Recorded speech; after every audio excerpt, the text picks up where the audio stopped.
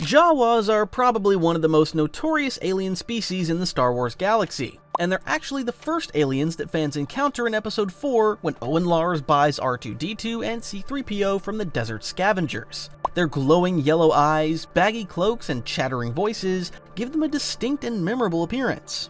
However, did you know that this rather cutesy-looking alien species actually has a rather jarring societal structure, which is the reason that they ended up being scavengers in the desert? So, let's get into it. Jawas are one of two sentient species native to Tatooine, alongside the Tusken Raiders or Sand People. However, unlike their ferocious counterparts, Jawas are extremely passive, and actually welcomed settlers because they saw them as potential business opportunities. We know from Episode 4, The Mandalorian, as well as many other canon and legend sources, that the Jawas lived in clan families and sandcrawlers.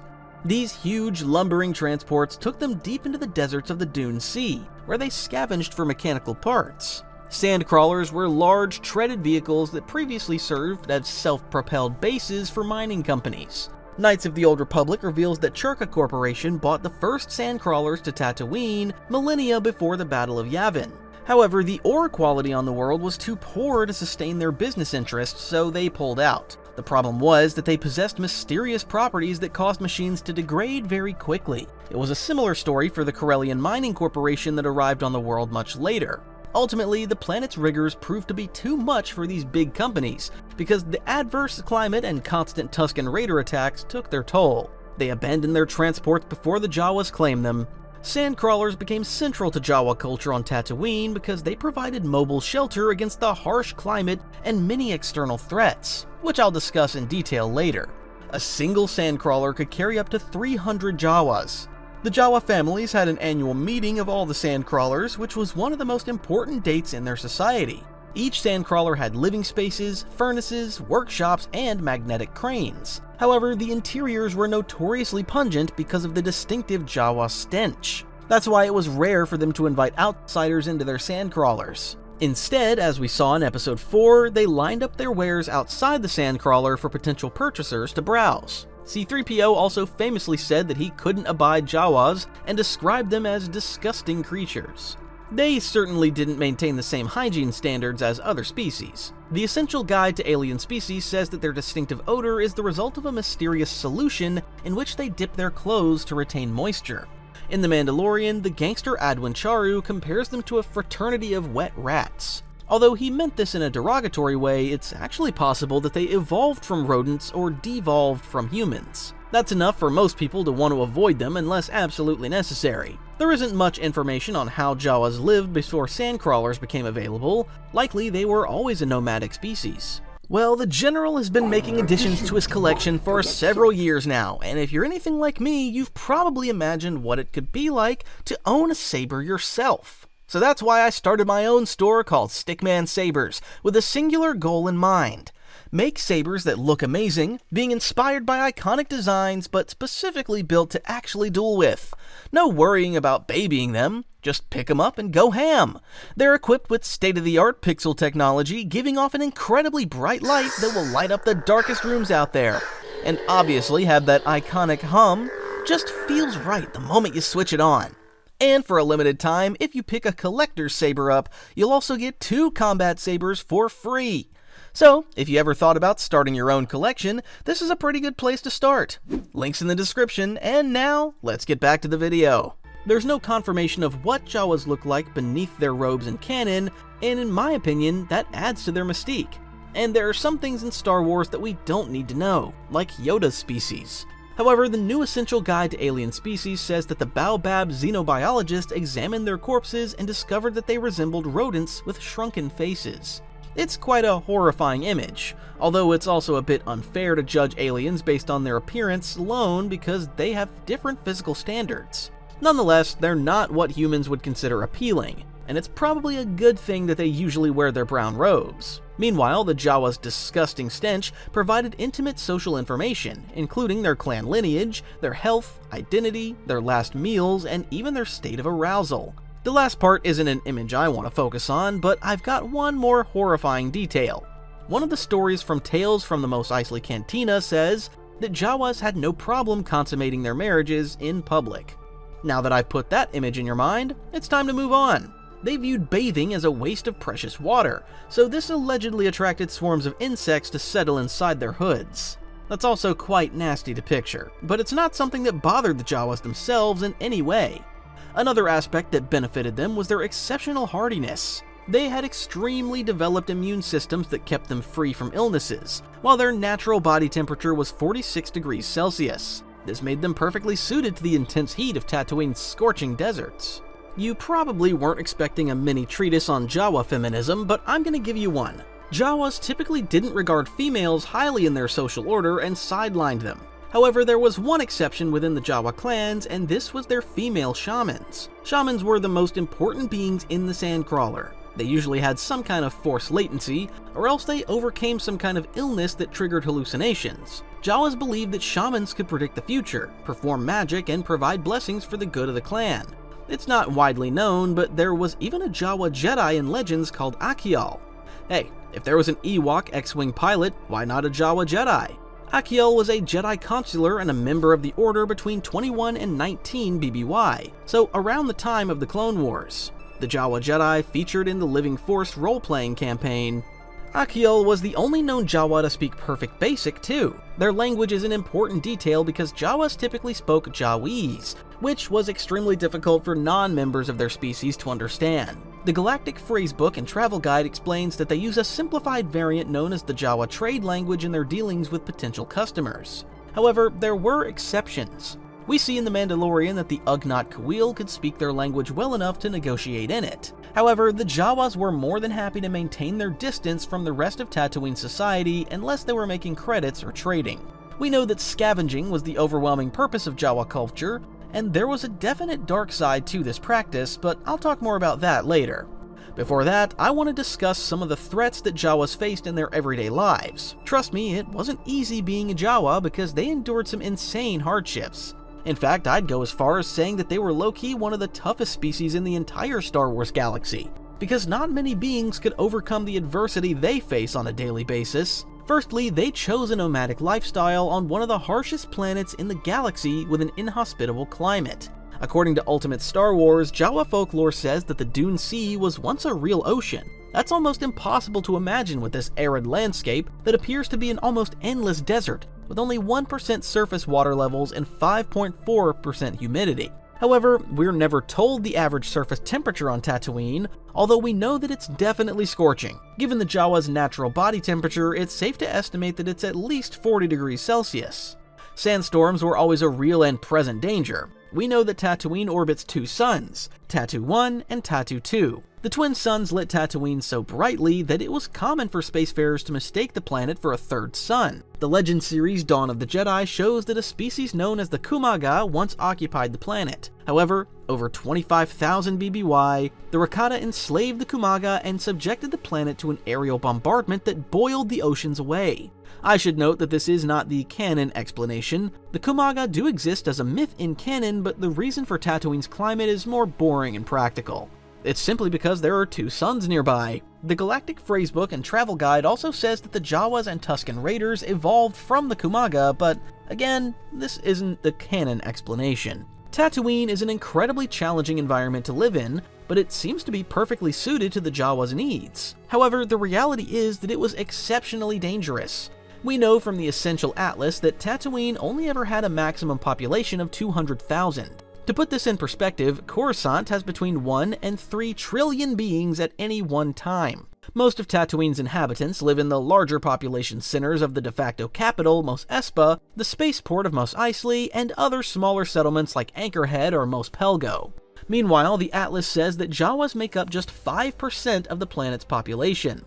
For those of you as bad at math as I am, that means there are only about 10,000 Jawas on the entire planet. Remember, they also traveled through some of the most isolated regions of the world, which exposed them to many other dangers. It also meant that there was no help if something went wrong, which it often did. Let's look at some of these external threats now. The Jawa relationship with the Tusken Raiders is a fascinating one, because there are differences between canon and Legends continuities. According to Star Wars Everything You Need to Know, the Jawas maintained a tentatively peaceful relationship with the Sand People. But generally, the diminutive scavengers preferred to keep their distance, given the Tusken Raiders' volatile and aggressive nature, so it was more like mutual toleration. However, there's even a story of the Tusken Raiders selling the Jawas some of their sandcrawlers. It's fair to say that they tolerated each other without much interaction. The main difference in canon was their treatment and perspectives of the settlers. The Raiders attacked them without any qualms, while the Jawas exploited their need for mechanical parts by trading to them. It's a different story in Legends because they had a more acrimonious relationship. Knights of the Old Republic shows that the ancestors of the Tusken Raiders enslaved the Jawas. It seems that the Tusken Raiders were more aggressive toward the Jawas in the Legend sources. Sandcrawlers provided mobile protection from the Raiders because they didn't have heavy firepower. Nor did the Jawas, for that matter, because they mostly only carried ion cannons to target droids. Sandcrawlers provided protection against other major threats in the Dune Sea. I'm talking about krayt dragons, one of the most legendary but very real apex predators on Tatooine. The first indication we get of their existence in Star Wars is when old Ben Kenobi imitates their call to terrify some Tusken Raiders and save Luke Skywalker in Episode 4.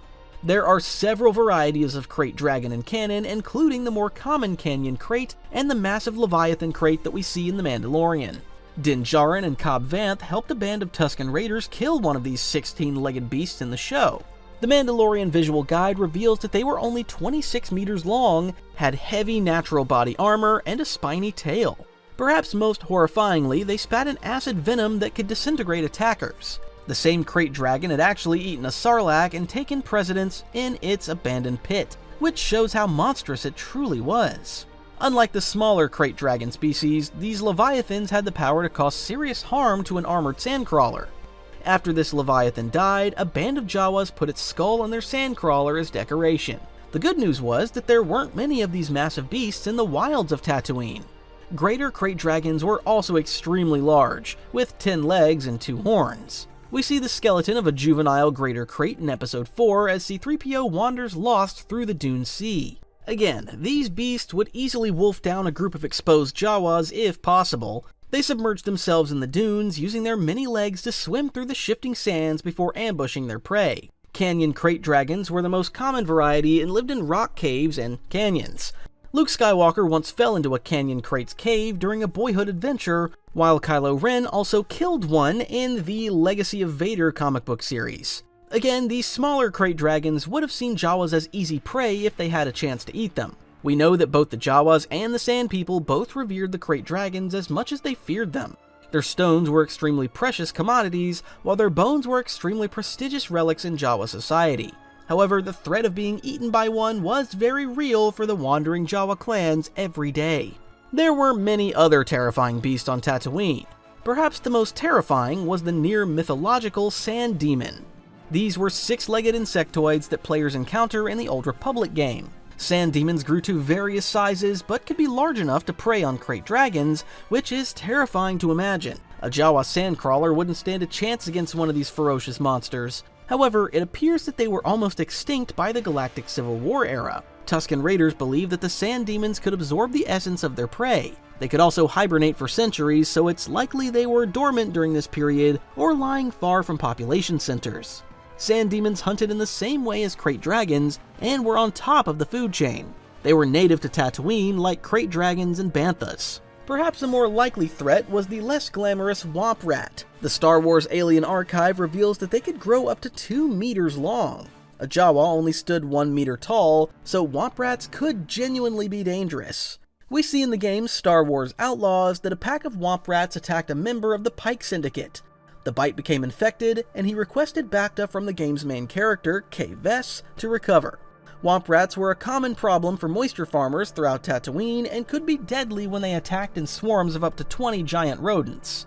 Luke Skywalker enjoyed shooting them from his T-16 Skyhopper, and it was common for population centers to put bounties on them.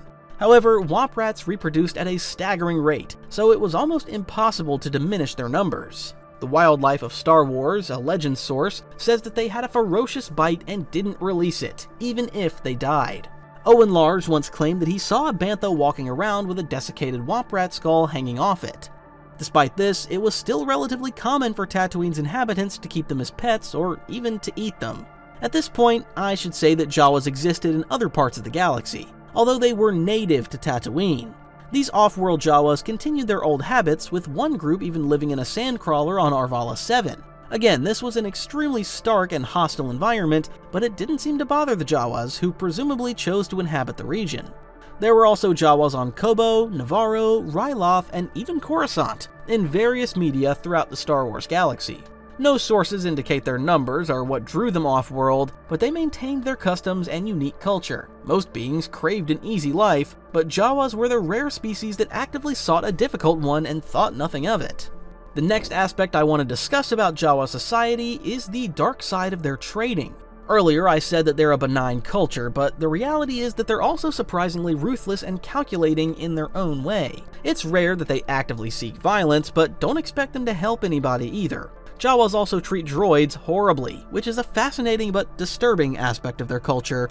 Their attitudes toward droids as nothing but merchandise makes sense to some degree, but it's also counter to the genuine emotional relationships that develop between sentient beings and their droids in the Star Wars universe. There are so many examples we could look at, from Luke and Anakin's connection to R2-D2, to Corran Horn and Whistler in the X-Wing series. In the Revenge of the Sith novelization, we learn that Anakin Skywalker even gave C-3PO to Padme Amidala as a symbol of his love for her. He made 3PO with his own hands, and at that point was unable to be with her in person.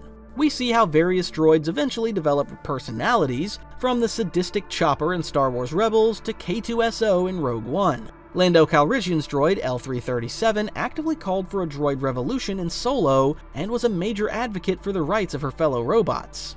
Proponents of droid rights consider droids to be sentient beings and believe that the use of restraining bolts was a form of slavery. This was common practice amongst Jawas, who obviously didn't want their captured droids to escape. Many droids practically recoiled in fear from the prospect of being restricted by a restraining bolt because they believed it would change their personality forever. These were small cylindrical devices that were fixed to a droid to limit its functions and enforce its obedience. In Star Wars Outlaws, ND5 feared that he would lose his individual senses after the gangster Jalen Vrax fixed him with a restraining bolt, but this didn't happen. He was also able to vocalize objections to orders, but was unable to deny them. Jawas wouldn't think twice about using restraining bolts on droids and even firing them from their ion blasters. Droids were unable to remove their own restraining bolts. In Solo, we see L337 removing them from other droids during the revolt of slaves and droids on Kessel. Another exception occurred in the Clone Wars when C-21 Highsinger tore off a restraining bolt during his fight with Crismo Sodi in the Subtram, but this was an extremely unusual occurrence. Usually, restraining bolts enforced absolute obedience with limited responses including come, halt, and orders. Hera Syndulla frequently threatened Chopper with a restraining bolt in Rebels if he didn't behave himself properly. Memory wipes were also common, so they wouldn't inconveniently remember their former owners. Jawas had an unfortunate habit of stealing anything that wasn't nailed down. They saw an unaccompanied droid as fair game, and this gave them a dubious reputation on Tatooine and other planets. R2-D2 was fortunate to escape a memory wipe in Episode 4. Memory wipes are extremely polarizing in Star Wars because the question, of course, is whether droids are really sentient beings. This is an extremely controversial subject in the Star Wars universe. We see in Episode 4 how the Mos Eisley Cantina Bardman Wooher instantly says no droids allowed when he sees R2-D2 and C-3PO. Source material reveals that he lost his parents to the Separatist droid army during the Clone Wars. Similarly, Han Solo maintains a hostile attitude towards C-3PO for much of the series, and Leia even deactivates him at one point to stop him from talking. However, there have been droid revolutions at various points in the Star Wars universe. The Essential Guide to Warfare explains that the Great Droid Revolution took place in 4015 BBY, on Coruscant, after HK-01, a rogue assassin droid, led an uprising. The Jedi Master Arca-Jeth perfected the technique of shortcutting a droid using the Force during this short conflict. Meanwhile, we know that the Yuuzhan Vong's hatred of mechanics arose because of their intense war against two powerful droid civilizations in their own universe. This bloody conflict left trillions dead and resulted in the Yuuzhan Vong's homeworld, providing them with the unique biotechnology that defined their species. Do you think droids should have rights in the Star Wars galaxy? Leave a comment below and let me know. One of the most fascinating descriptions of droid sentience occurs in the short story The Red One. This appears in the 2017 collection From a Certain Point of View and reestablishes the canonical origins of R5-D4. This red astromech appears in episode 4 because Uncle Owen almost buys him from the Jawas instead of R2-D2. However, he suffers a dramatic malfunction that convinces Owen to buy R2 instead. He angrily turns to the Jawas and complains that they're trying to sell him a heap of junk. This is all too believable because the Jawas have a reputation for dubious repairs. The old adage was that they only repaired something to a sellable condition, so buyers should beware. But the moisture farmers in Tatooine's outback didn't have much choice because they were operating in a limited market and didn't have much money to spend on premium alternatives. Anyway, the story reveals that R2 originally tried to sabotage R5 before the other droid realized. Then R2 explained his mission and how he could potentially save the galaxy. R5 was excited about the prospect of leaving the Jawa sandcrawler and finally finding a new home, but he nobly sacrificed his opportunity. The little red droid loosened his head plate and redirected the lubricant into a mass behind his photoreceptors.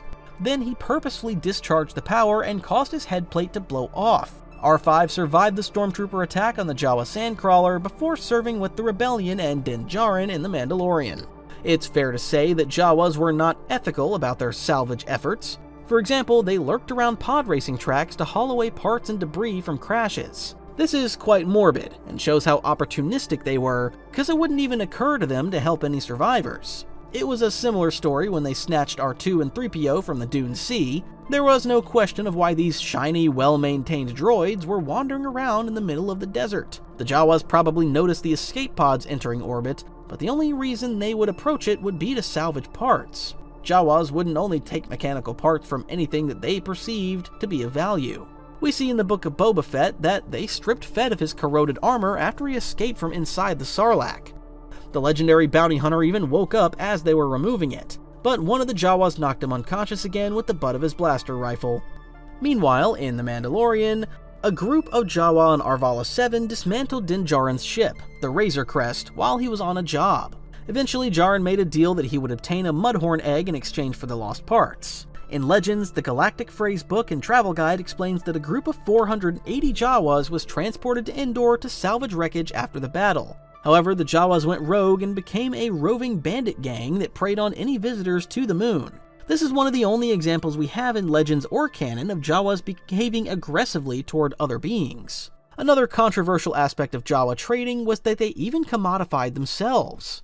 Secrets of Tatooine explains that it was common for them to trade sons and daughters in exchange for trade agreements. This isn't too unusual and frequently still occurs in the real world, but they openly refer to these arrangements as marriage merchandise. Again, this shows how ruthless the Jawas were in their own way. They were extremely clinical when it came to business deals of any kind. This was partly why other species struggled to respect them, but let's dive into that in more detail now, because it's definitely one of the most appalling aspects of Jawa society. The final aspect of why Jawa society is rather appalling is how other species regard them. I admit I haven't exactly covered them in glory so far. There are so many ways that Jawas don't help themselves in the eyes of other species with different value systems. Stealing droids and unprotected salvage from moisture farms isn't going to endear them to anyone. But the reality is that Jawas are one of Tatooine's only native species, and these are their rules. Of course, the settlers don't see it this way, and instead barely tolerate the Jawas as the smelly rodents in robes who they sometimes buy parts from, but never trust.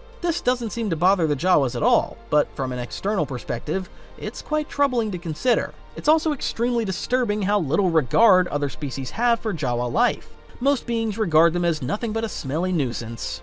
The earliest example we get of this in Star Wars media is in Episode 4. A squadron of stormtroopers destroyed a Jawa sandcrawler and executed all its occupants during their search for the droids that stole the Death Star plans. They disguised the shots to make it appear as if a band of Tusken Raiders killed the Jawas, but Ben Kenobi knew the truth. He famously said only an Imperial stormtrooper is so precise, after recognizing the accuracy of trained military professionals. Stormtroopers are no strangers to massacres, as we see on Gorman in the Andor series, and many other examples in both canon and Legends. Imperials are famously xenophobic, but they would regard a species like Jawas as beyond inferior.